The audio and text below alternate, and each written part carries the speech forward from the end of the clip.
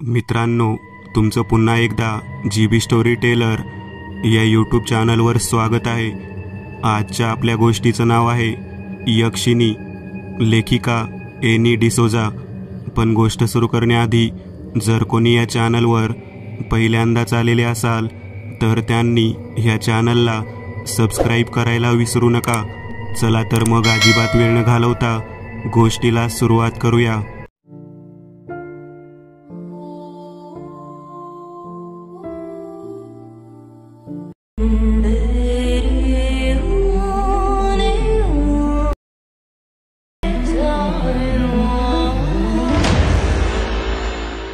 रात्रीची वेळ 12:15। काळोखात बुडालेल्या जंगलातून गेलेला तो सरळ मार्गी रस्ता दिसत होता। रस्त्याच्या दुतर्फे मोठाली झाडे होती। दिवसात छान भासणारी हिरवट झाडे रात्री काळ पडलेल्या प्रेतासारखी दिसत होती। अंधारातून रातकिडे सावकाश ओरडत होते। झाडांच्या ढोलीत बसलेली ती घुबड वटारलेल्या डोळ्यांनी समोर पाहत होती। तिच्या नजरेस पुढील दृश्य दिसत होतं। रस्त्यावर दुरून धुक्याला चिरत 2 हेडलाईट पुढे येत होत्या। त्या पांढऱ्या 4-चाकी गाडीत एक जोडपं बसलेलं दिसत होतं। राहुल मीनाक्षी उर्फ मीना। महिनाभरापूर्वीच दोघांचं लव्ह मॅरेज झालं होतं। आज ते दोघे एका मित्राच्या बर्थडे पार्टीसाठी गेले होते। बर्थडे पार्टी उशिरा संपल्याने निघायला जरा उशीर झाला होता। थांबलो असतो ना आज आपण तिकडे। व्हॉट? कशासाठी? हॉलमध्ये झोपायला? राहुल लक्ष पुढे ठेवत म्हटला। गाडीच्या विंडोमधून रस्ता आणि पांढरट धुकं दिसत होतं। त्या व्यतिरिक्त रस्त्यावर मानवी अंश नव्हता। सर्व काही सामसूम होतं। हा, मग काय प्रॉब्लेम आहे हॉलमध्ये झोपायला?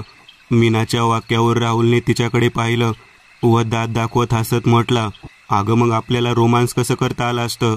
राहुल, प्रथम तिच्या गालांवर लाली आली, मग डोळे जरासे मोठे करत ती पुढे म्हणाली, तू ना खूप नालायक आहेस। तुला ना? तो तसंच गालात हसत तिच्याकडे पाहत होता, ज्याने तिला अजूनच लाज वाटू लागली। जाऊ दे, तिने तो विषय तिथेच थांबवला आणि पुढे पाहिलं। तसं तिला विंडो ग्लासमधून पुढं दिसलं की रस्त्यावर मधोमध्ये खारीन उभी आहे। राहुल, ती जराशी ओरडलीच। तिच्या वाक्यावर राहुलनेही समोर पाहिलं। ओ शट म्हणतच त्याने हातातली स्टेअरिंग डाव्या दिशेला फिरवली। गाडी थांबवण्याकरिता ब्रेक दाबलं, परंतु अचानक ब्रेक फेल झाले होते की कोणी केले होते? समोरच एक मातीचा उतरणीचा रस्ता जंगलात जात होता। गाडी त्याच रस्त्यावरून थेट खाली जाऊ लागली। Rahul, stop the car. Rahul. गाडीची चंदेरी व्हील्स मातीच्या रस्त्यावर गरगर गोल फिरत होती। गाडी वेगाने दगड गोट्यांवरून उडत पुढे जात होती। आजूबाजूला असलेली झाडे त्या गाडीला आपल्या जवळून पुढे जाताना पाहत होती। ह्या अचानक घडलेल्या क्रियाने दोघेही घाबरले होते। त्यातच गाडीला ब्रेक का लागत नव्हतं? राहुल, ब्रेक दाब ना, काय करतोयस तू? मीनाने पुन्हा विचारलं। मीना, ब्रेक इज फेल, लागत नाही आहेत। काय? तू पुन्हा एकदा दाबून बघ ना, मीना म्हटली। तसं राहुलने शेवटचं म्हणून ब्रेक दाबलं। पुढच्या क्षणाला विशिष्ट प्रकारचा टायर्स घासल्याचा आवाज होत गाडी थांबली। गाडी थांबली हे पाहून त्या दोघांना किती आनंद झाला। थँक गॉड म्हणत राहुलने स्टेअरिंगवर डोकं ठेवलं। राहुल, तू तर म्हणत होतास की ब्रेक फेल झालेत म्हणून। मीनाचा आवाज। राहुलने स्टेअरिंगवरून डोकं काढलं। अगं हो, खरंच रस्त्यावर असताना मी ब्रेक ट्राय केलं, बट काहीच रिस्पॉन्स येत नव्हतं। राहुलच्या चेहऱ्यावरचे भाव पाहता तो खोटं बोलत नाही आहे हे मीनाला कळलं होतं। ओके, नॉट प्रॉब्लेम, तू जास्त विचार करू नकोस, गाडी रिटर्न घे पाहू। तसंही यावेळी जंगलात राहणं चांगलं नाहीये, मीना गाडीतून बाहेर पाहत म्हणाली। आजूबाजूला पाहावं तिथे झाडं होती, जंगली भाग होता हा। इथे हिंस्र प्राण्यांची भीती नव्हती का? हो, बरोबर आहे तुझं, राहुलने असं म्हणतच चावी फिरवली। इंजिनचा घरघरट होत गाडी सुरू झाली आणि पुन्हा बंद झाली।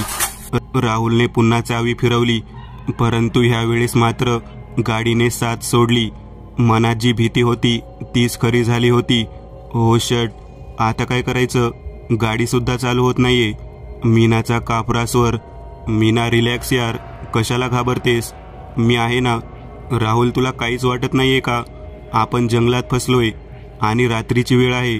इथे वाघ सिंह काहीही असू शकतं.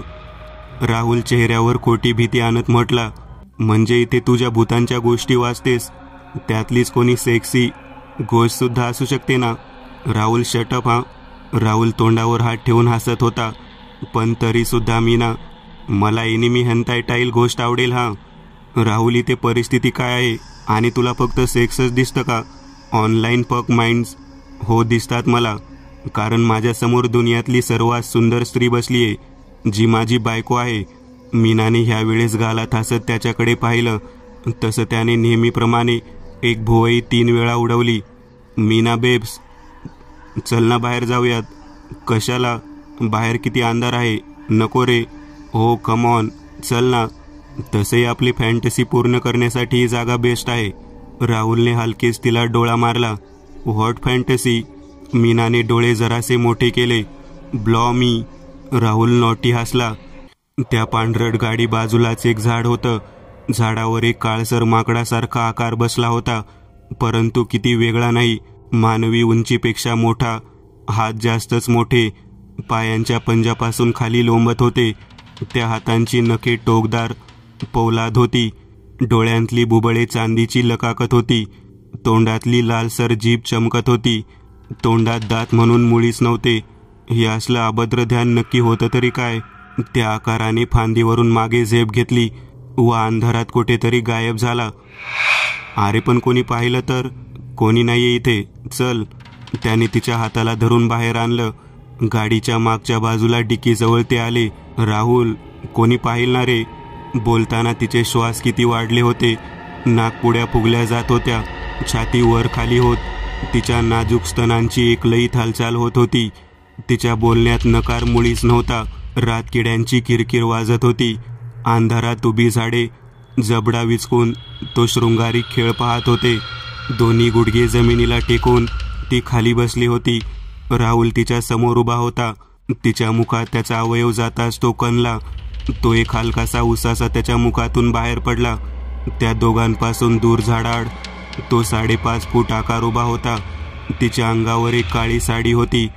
पूर्णतः देह गोरापान, जणू सोन्याची खाण होती. डोळ्यांत काजळ जरा जास्तच घातलं होतं. ते डोळे पाणीदार टपोरे दिसत होते. ओठ काळे होते. गळ्यात चांदीचा हार होता.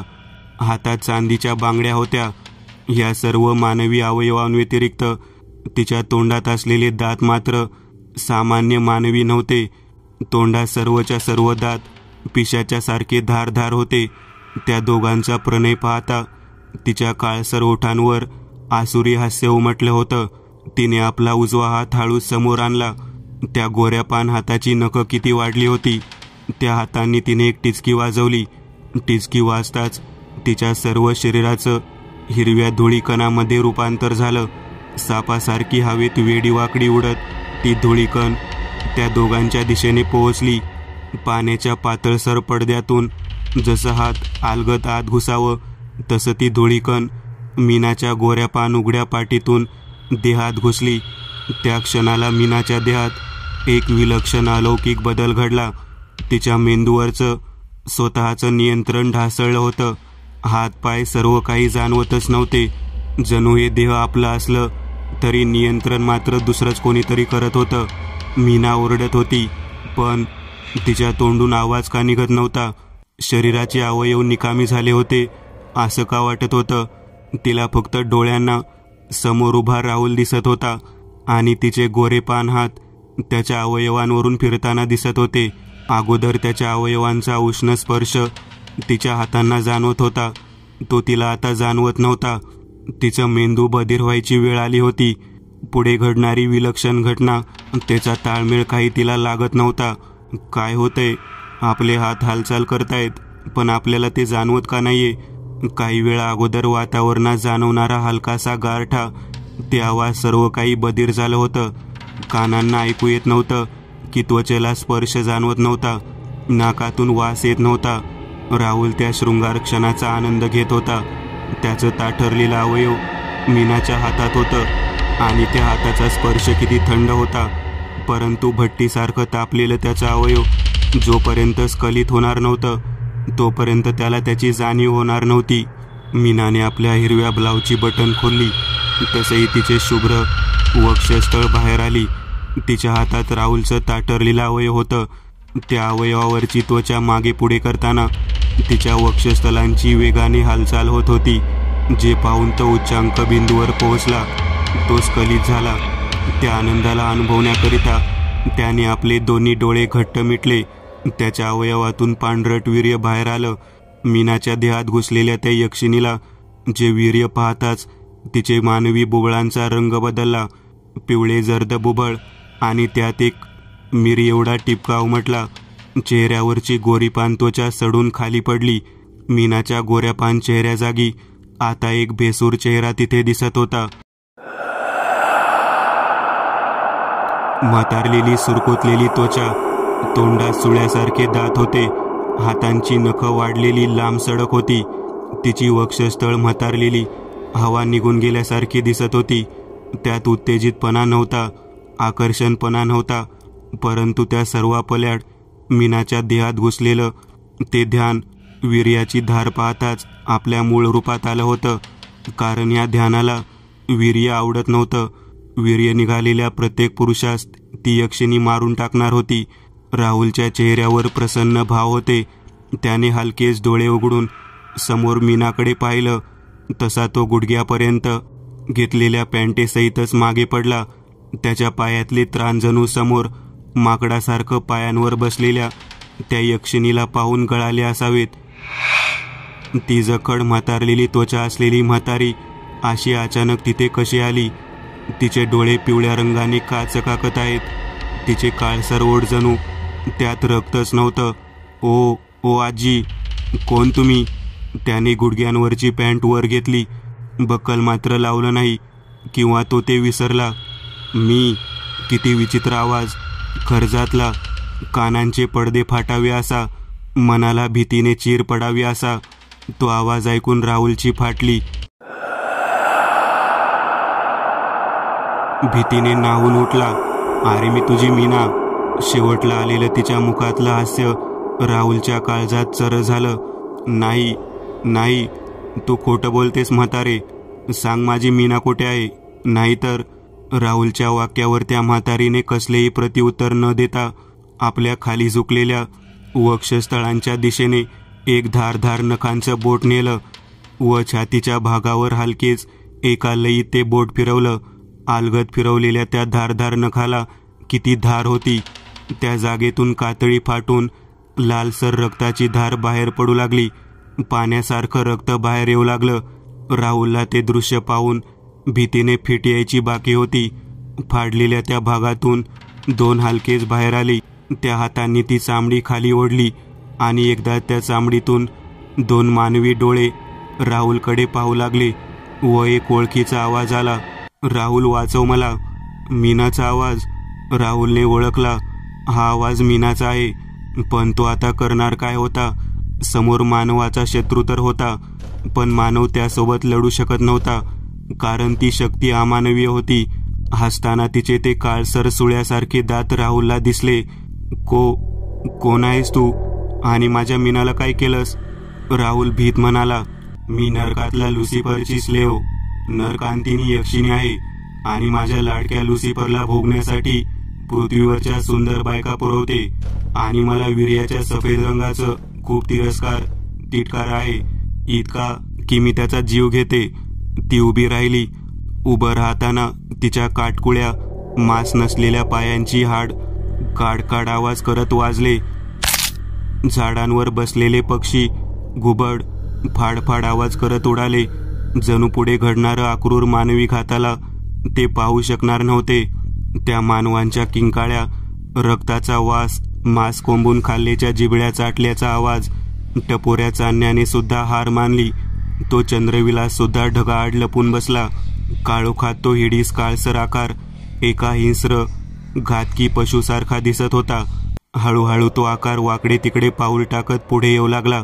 राहुल भीतीने मागे सरकत होता.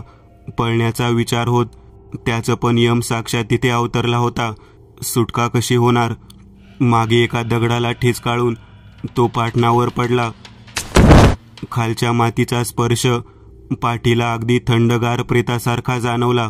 समोरून ते ध्यान काटक्यासारख्या पायांनी पुढे सरसावत होतं, जे पाहून राहुलची आत्मा थरथरत होती. हातापायांना जणू जम बसला होता. तुझी आत्मा मला दे, स्वीकार कर मला, म्हणत त्याच ध्यानाने जागेवरून एक उडी मारली, जी थेट राहुलच्या अंगावर. मग पुढे सर्व काही समाप्त झालं होतं. जमिनीवर हाडमांस, रक्ताचे तुकडे पडत होते. राहुलच्या किंचाळ्या अंधार घुमत होत्या. मग काही वेळाने सर्व काही शांत झालं होतं. राहुलची गाडी अद्याप त्या जंगलातच आहे, त्या जागेवर. मित्रांनो, आज पुरतं एवढंच. तुम्हाला जर काही गोष्ट आवडली असेल तर नक्की लाईक करा. तुमच्यापैकी बरेचसे जण व्हिडिओ लाईक न करताच पळून जातात, पण हा जर व्हिडिओ तुम्ही लाईक केला तर मला जरा बरं वाटेल आणि असेच भारी भारी व्हिडिओ बनवायची माझ्यात एनर्जी येईल. त्यामुळे नक्की लाईक करा. आणि अजूनही कोणी या चॅनलला सबस्क्राईब केलेलं नसाल तर लगेच सबस्क्राईब करून टाका. आणि बाजूची घंटी ती मात्र दाबायला विसरू नका. देवाची घंटी आहे ती.